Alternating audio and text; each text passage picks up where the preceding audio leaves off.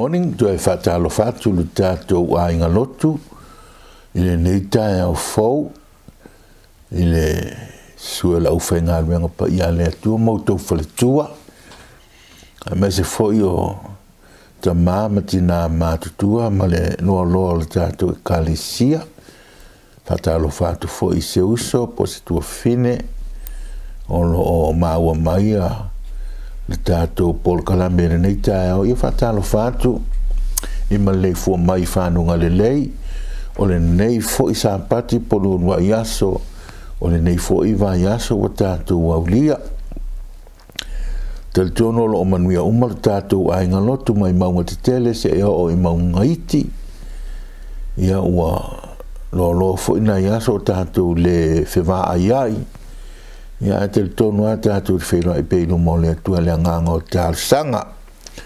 Ala a whaua upea se upwha malosi mo i tātou le nei fwoi asa o no mo le mawhai lava o na tātou mafuta whatasi e si o tātou te talo.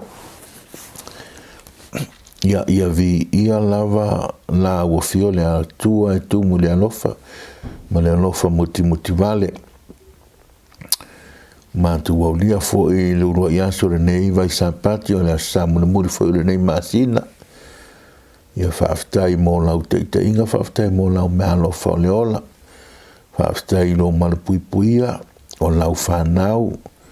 Mai se wau pito matua se i o i se wau pito i titi. Mātu vala pea. Ono le tūlanga pangatia ua iai lo mātu lalolangi. Ai mātu i tali tonu. Olo o malu i mātou i a awa lofa o la ufio. Ia ole nei fo i awa noa o mātou, maua mātou te whaalongolongo ai. Po se aso o fina ngalo, o le fina ngalo e pa ia, o le fina ngalo e mamana, o le fina ngalo e ola, o le fina ngalo. E manui ai mātou nei tae ao. E o i le whaavau, ia, sao no maia, mo i mātou le nei tae ao.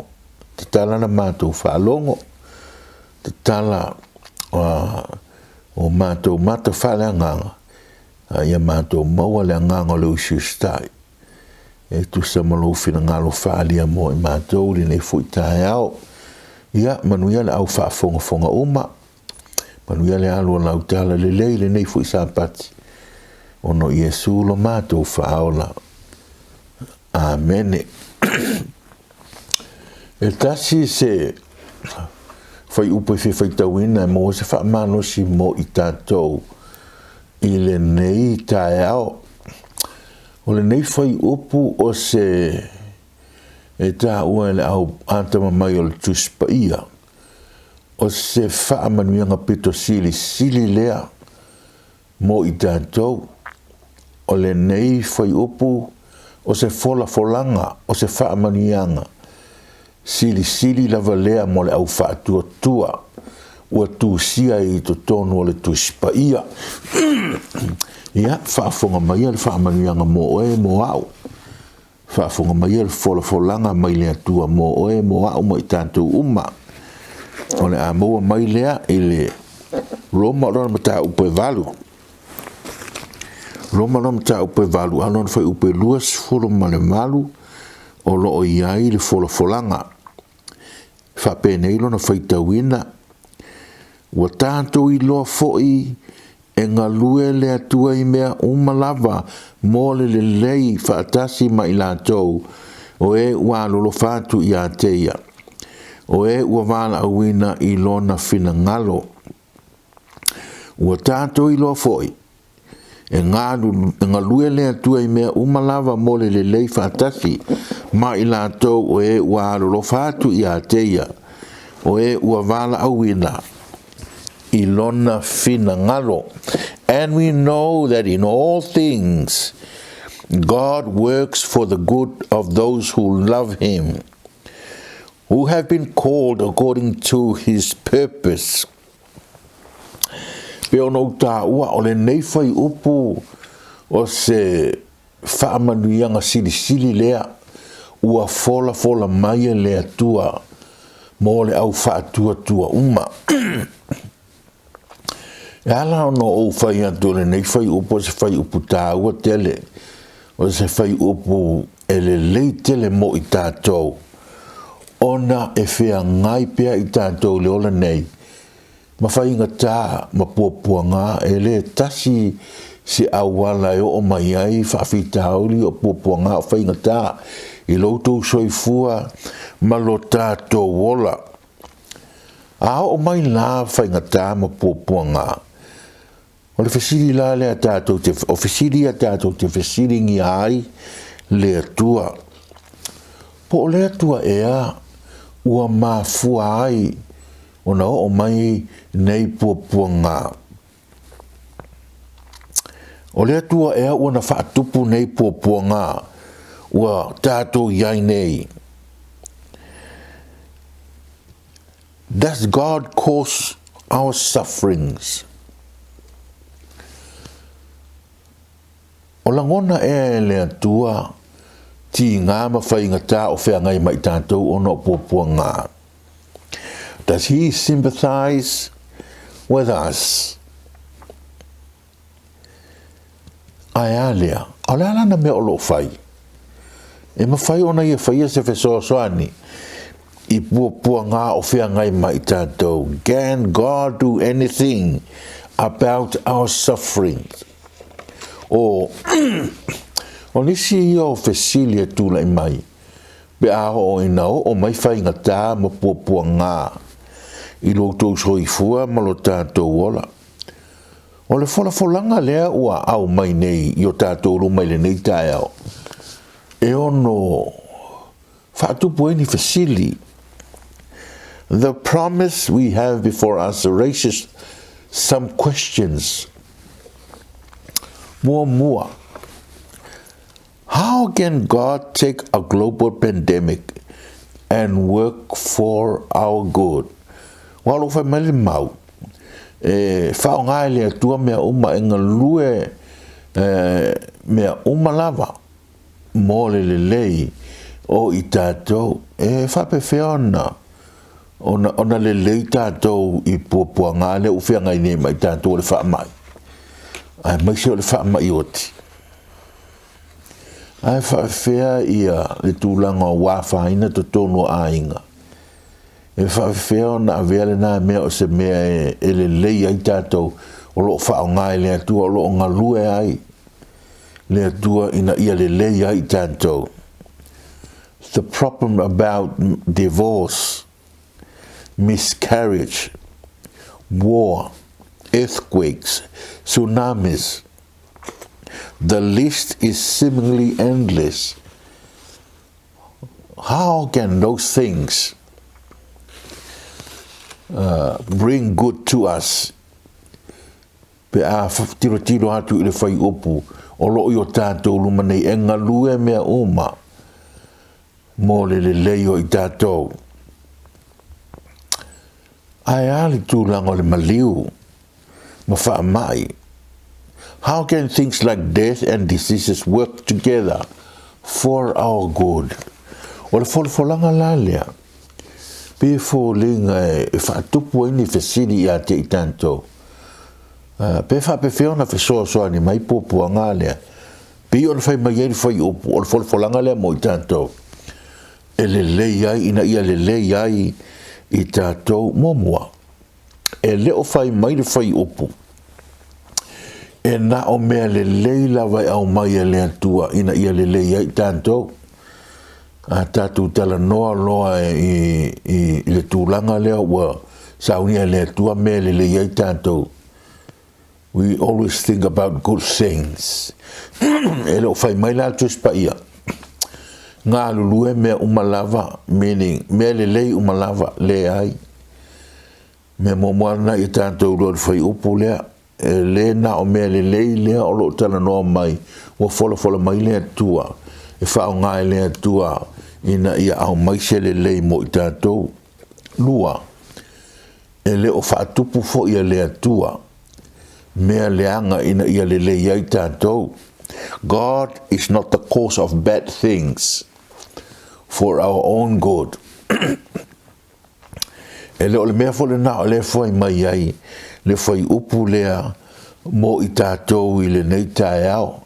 Ala tātou anga I loa la, e winga I le wholofolanga le nei mua. O le wholofolanga ua matua mautinoa lava, o se wholofolanga e mautinoa. The promise is sure, and we know. It is definite. Ua matua mautinoa lava. O le wholofolanga lea, o le wholofolanga ua mautinoa, and we know. Ua tātou I loa. O se mea le leite le lo tātou I loa. O le atua o lo pule ao I lo tau soifua ma lo tātou wola. O ala wala mea te tupu. E le ai se mea tupu e au noa ma le silofanga le atua. I lo tau soifua ma lo tātou wola. O mea le lei o ma I ate I tātou. Ma mea le anga o ma I ate I tātou. I tātou I loa. God is in control. A tātou matua tali tonu a toa o lo o sila ma o lo pulea le atua mea uma o lo tau soifua ma lo tātou ola. Te la ngona o le a maua le lo totele ma le whaamawhana whaina. God is in control. Po le alawa le tūlanga o le soifuanga tātou te o ia. Yes, it is great to know that God is in control no matter the circumstances. Ma we matani ano u fisiringi ale atua.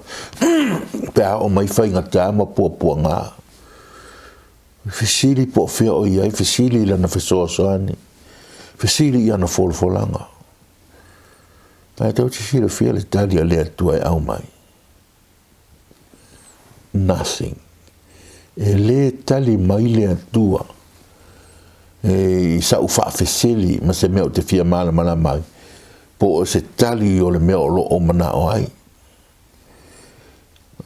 ai au te fesili ngi ai ua au mai le folfolanga e ngā lue e ina e le atua mea uma mo le leo I tātou e pawala le mea e whai e tātou matua te li tonu o le alawa le mea tātou te o iai o whatanga e le atua because he's up to something for us. Lua. O le wholofolanga ele ngata umatua mautinoa. O alawa mea tātou te o iai. Wa saunia ele atua mawhaatanga ele atua. It is for our own good. Ona winga. O mai popo ngā. O le whaitio. God knows it all. And we must also know that God is in control. O lo pūlea ele atua mea uma. E o fo ila ile nei wha mai u whea ngai mai tātou. Tau la ile tātou wā ile atua. He is still on the throne. Mo I tātou uma. He's in control. Lua. Ne ngata ole nei folfolanga mautinoa. Ma tātou te lua folfolanga mautinoa. We know the promise is sure. Why? Because the promise is from God Himself. That God works. Ngā lue ina le atua mea uma. Olo ngā lue le atua I mea uma mo I tātou. So it is a divine promise. It is from Him. Olo o mai le atua mamana, le atua manosi, le atua paia. O le pule au I mea uma. Le fuafuanga le mo I tātou. E a fia ai, mea le leima mea le anga. E o lo tātou soifua, ma lo tātou wola. Whai maire I saia. O lona mta upe o nas fufal whai upe wha. For since the world began, no ear has heard, and no eyes has seen a God like you, who works for those who wait for Him. It's amazing. God is working for you, and it's working for me. And that includes o mele leo o yati tātou, ma mele angai o yati tātou. E le aia se mea le whaongaina le atua, e au maia se le lei mo I tātou. It's amazing. So la ole, I le vaai mai o le atua malana silafanga. E le ai se mea leanga o ia i te tātou, ia leanga i tātou. A le ala vale mea leanga o ma ia te tātou. Fai mai e whao ngā e le atua. Mō so tātou le lei. O le wholafolanga ua mautinoa, i shua. O le wholafolanga o tātou iloa, ma mautinoa. Aisea a wae mai le atua. It's a divine promise. Lona tolu. O le wholafolanga le nei. E a fia umai mea umalava. It is inclusive. All things. A tatu tara no I whaamanianga pia na o ni mele lei a te taona au mai ina ia mau e whaamanianga. I le sira whanga le atua e o I mele anga. E whaao ngā e le atua ina ia au mai se le lei. Ma wha le lei ai I tātou. All the negatives in this life, God used them all for His purpose, for our good. It is amazing. E te mea o mai pōpua ngā o tātou manatu lea woi. O leo te manatu mai lea tua. A woi, anei tātou ua whano. A woi tātou ua toa sāma I ai lea tua. Hey, as a believer, e le ai se mea leanga o mai a te tātou. I lona wha moe moe ia leanga I tātou. A le wha moe moe ia wha le lei ai I tātou. E ese ala o lea tua. So stop complaining. Awani o tātou whaanoa noa pe whaavai ai. Ua oma na saunia e lea tua na na fuafuanga mo I tātou. Lala nai sinsini ese ai ne nei wholafolanga e le ise mea e lea o ngā. Whao ngā e lea tua mea oma mō le wha le leia. E au maia se le lei mo I tātou. Mō se wha te ita ingo le tana I ai o sefa le whenging tuai.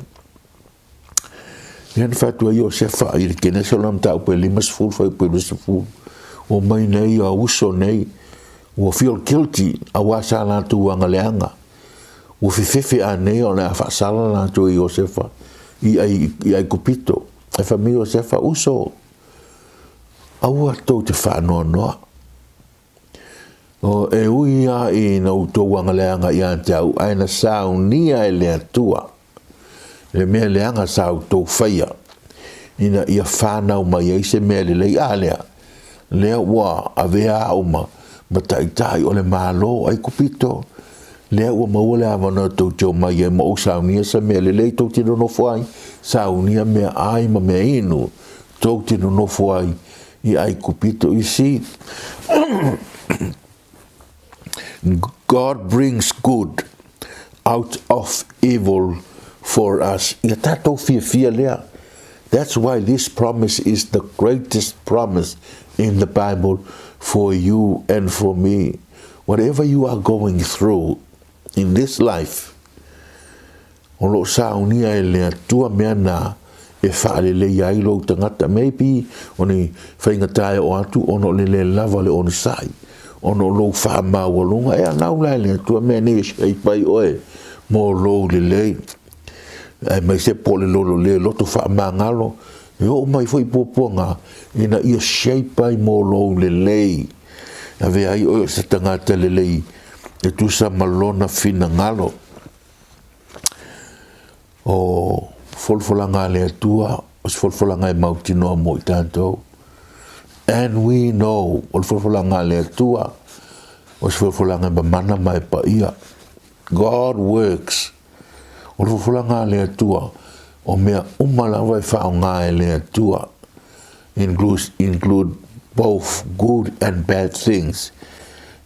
All things I le malona wha o le nei fulanga e wha pitoa lava mo le au wha tua au tātou uifo I nei whaingatā maybe e iei fo I nei whaingatā o lo whea ngai nei ma oe. Don't give up.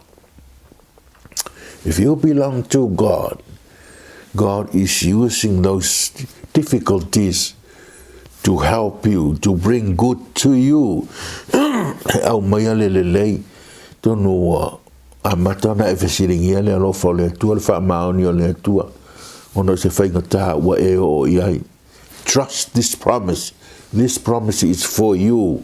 Ai maisia te mo whaingata, ma pua ngā o whawhita uli, o a mea leanga e tātou te o iai mau iai. O le wholofolanga lea mo i tātou. O le wholofolanga mo i lantou uma o e alolofa ia te ia ua wala au wina e tusa malona fina ngalo. The promise is for believers only. Those who loved him, who called according to his purpose. Ono ua tau mai al tuspa ia. Pe whawheo na tātou alofa atu i le atua o tātou tangata atua tino mawhauwhau o le malosi o tātou loto i tātou alolofa atu ai i le atua. Ua tau mai le atua pe whawhea o le ale mea tātou te whai. E whailoa atu ailu tātou alolofa i atia ustai. Maybe wa ui oi popo ngāne nei temi because of your disobedience. Ono zai. You know, God is bringing you out. But he wants you to stay there because he's doing something beautiful for you and for me.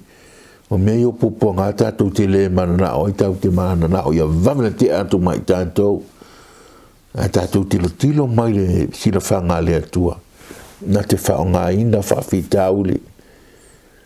E le kose le atua whawhitauli, au whawhitauli e o mai ate i tātou. Maybe mai nistangata, maybe peila o le pandemic. O nā tula.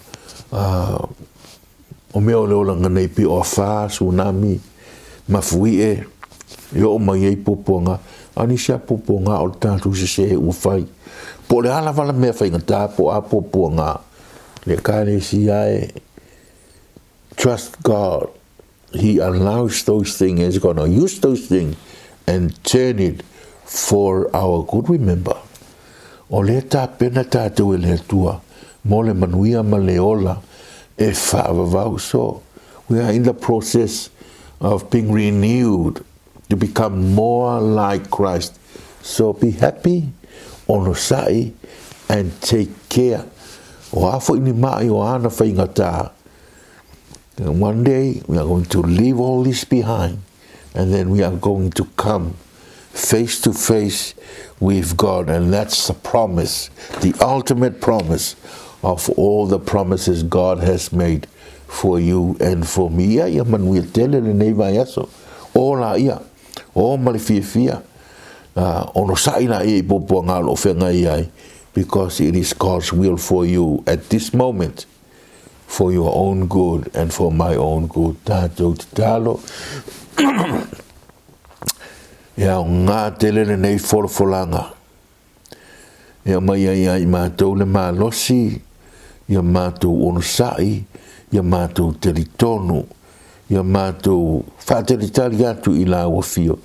E le ai lawa se mea o ia te i mātou e leanga i lau silafanga. O lea ue e fola mai ia te i mātou, e ngā lue mea uma. E le ia i mātou, a mātou ai ia iopu. Na ngā lue fo e o, e mea leanga na ngā lue ina ia le ia i lau wauna.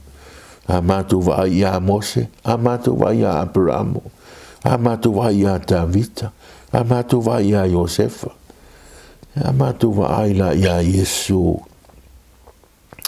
Na o ia i me sili o na leanga. Ina ia o mai se manuia ma se lelei mo i mātou.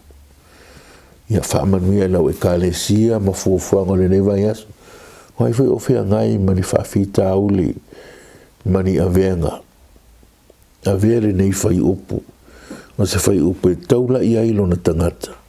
Ina ia maua le wha malasi. E moni a lau wholofolanga. Ia wha manuia i lau e kālesia ma lau wha whaunga le nei asu.